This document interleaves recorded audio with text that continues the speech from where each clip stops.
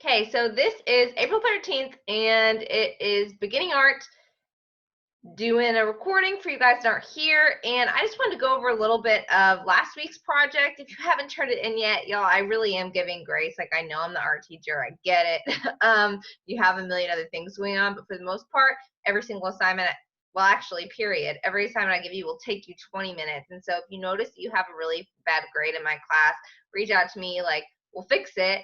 It'll only take you 40 minutes, even if you're missing both. Okay, so let's make sure that we can get those grades up and get everything in. Again, all of our teachers are going to give you a little bit of grace on the due dates, but I just want to make sure that everybody's grade can stay as high as possible, because there's no reason to have a bad grade in art. And just because we're home, I don't want you to have to, especially because it's mostly creative problem solving projects and you don't have to do anything to like technical drawing and difficulty and me grading you on how good you can draw. It's mainly an A for effort kind of thing and using your creative brain. So I'm going to share my screen here.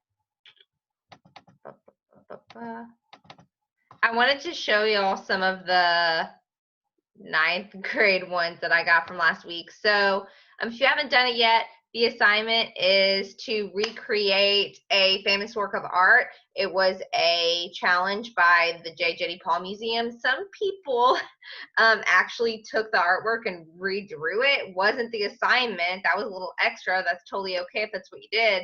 But it's as easy as finding an artwork, being inspired by the things in your home, and then creating something based off of that. So we have this artwork over here that they recreated with flowers.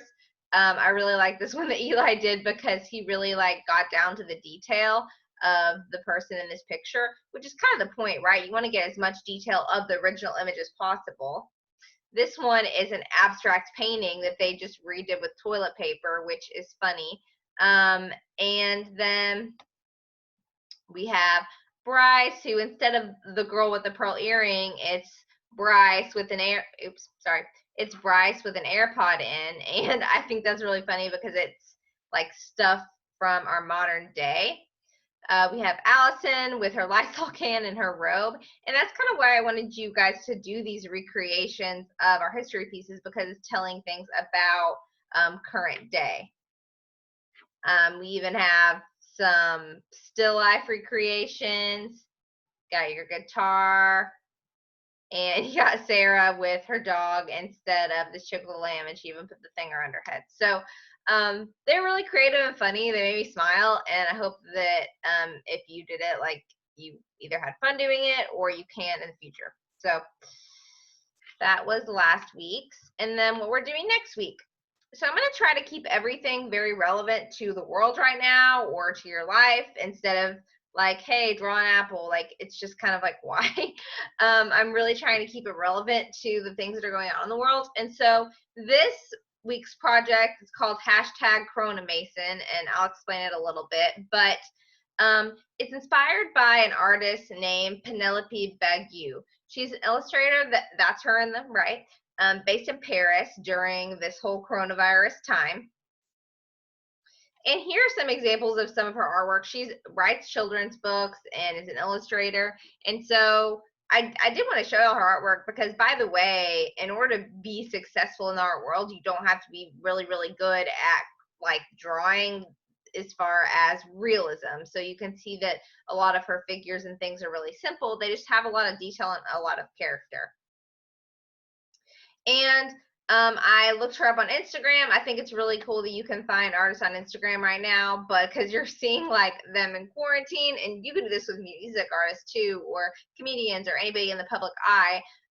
She is drawing things that are on her coffee table and in her house, and she's even like drawing different characters. So people cooking, somebody listening to music, somebody just with a face mask on. It's kind of timely, right? So she put out a challenge on her Instagram that's going to inspire our next project. And I talked a little bit about how I only want you guys to spend 20 minutes a week on my class. So we're going to break this down into 2 weeks. You can work ahead a little bit if you want to. I'm going to link this entire PowerPoint if you want to view it ahead and work a little bit ahead. That's totally fine. So she put out this challenge with this template that's on the right over here. And the challenge is to think about quarantine and where you're at right now and where you wish you could rather be, or things that would make you more comfortable in quarantine. So, like what would be in your ideal quarantine space? So, the floor, the decor, the company, the animals, the food, the windows. What would be your ideal place to have to stay for 1 month or 2 months or however long? And she put this challenge out to a bunch of artists. This is the one that she created. And so I really like how, again, not super complex. I think I've showed you guys in class before when we were doing our daily doodles. A lot of the times you can just look up clip art examples of things that you want to incorporate.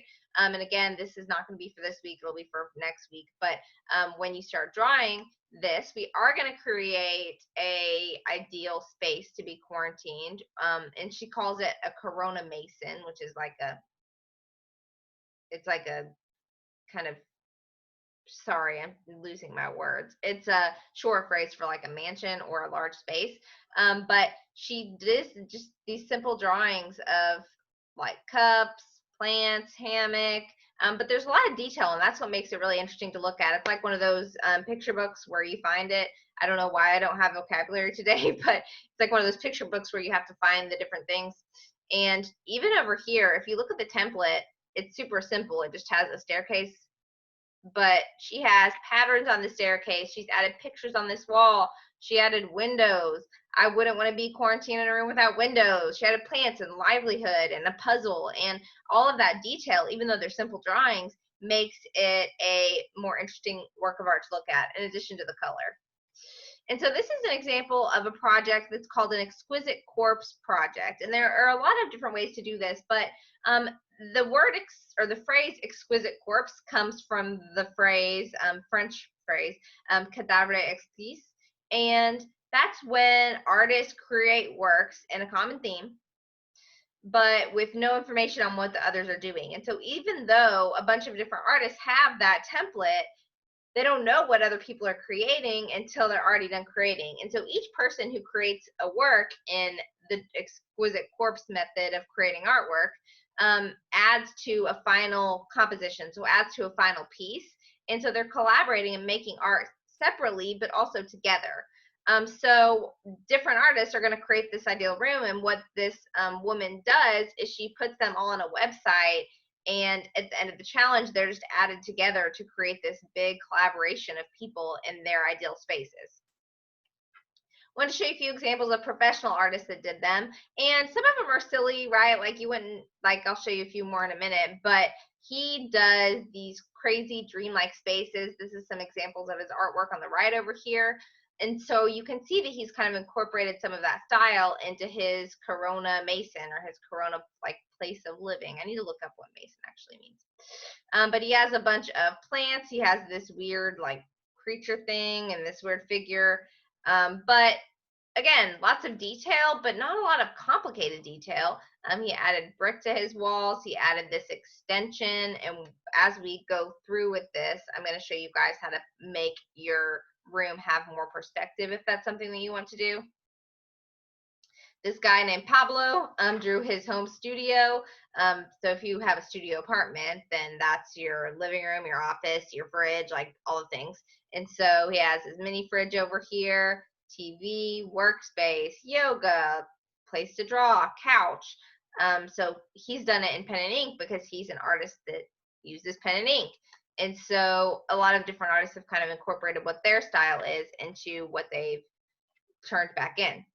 Some people are even creating different things with this idea. So they're creating it with Legos or something else. And so that's another creative spin on it if that's something that you might want to do. And I linked here just a bunch of other French artists that responded, but you can see a few examples here. And what I really do love about these is that they're individual to the person that creates them, and they have a ton of detail. So I continue wanting to look at them and find more things in them. And I'm going to share with you guys this PowerPoint so you can look at more of them. It can be silly. It can have people in it. It could just be you. is really completely up to you, but I want you to think about yourself and things that would make you happy and fulfilled in a time when you can't leave your home, you know?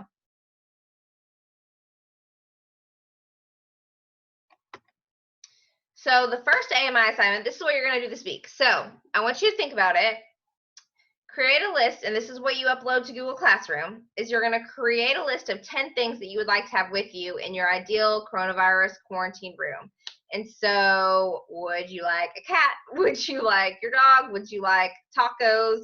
Would you like a really cool gaming system? If it's me, I want plants. Like, what do you want to have with you in your ideal room?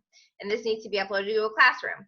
Your second thing that you need to do this week is either print out, if you have access to a printer, or draw out the template of the room. So this is the template, and I linked this to your Google Classroom assignment, which should go live right after this call. But this is the template that the artist gave for you guys. If you don't have access to a printer, you can either pull it up really big and trace it on your Chromebook. I know you guys know how to do that because I've seen you try. Or you can just draw it yourself, like use the flat edge of something or use a ruler. And if you don't want to do the staircase, if that's the case and you don't know how to do the staircase or feel like you have the ability to, maybe you don't have to.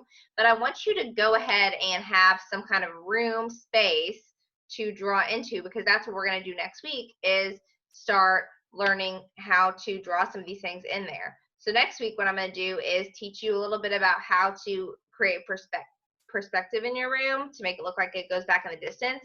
And I'm going to look at these lists of 10 things that you guys would like to have with you and show you guys examples on maybe how to draw them or how to incorporate them, because I want to best help you to add as much detail and to make it look as good as you can within your own artistic ability.